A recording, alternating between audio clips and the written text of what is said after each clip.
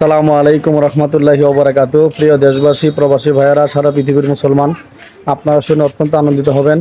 আমি অসিক বিল্লাহ নুমানী, আমার বড় ভাই ইলিয়াস বিল্লাহ নুমানী, ওনার বড় ভাই আমাদের সুলতান বিল্লাহ নুমানী ভাই, আমরা তিন নৌ মুসলিম ভাই।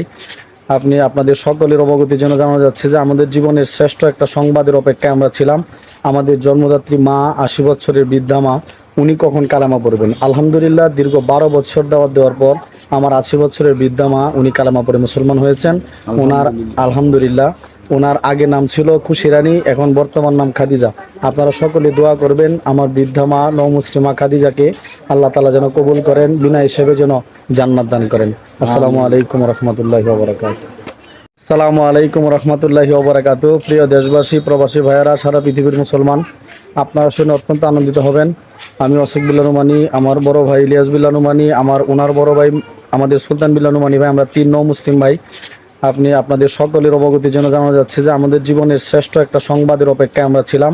আমাদের জন্মদাত্রী মা, 80 বছরের বৃদ্ধা মা, উনি কখন কালামা পড়বেন। আলহামদুলিল্লাহ, দীর্ঘ 12 বছর দাওয়াত দেওয়ার পর আমার 80 বছরের বৃদ্ধা মা উনি কালামা পড়ে মুসলমান হয়েছেন। ওনার আলহামদুলিল্লাহ, ওনার আগে নাম ছিল খুশি রানী, এখন বর্তমান নাম খাদিজা।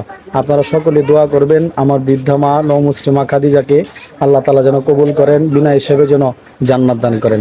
আসসালামু আলাইকুম রহমতুল্লাহি ওয়া বারাকাতুহু।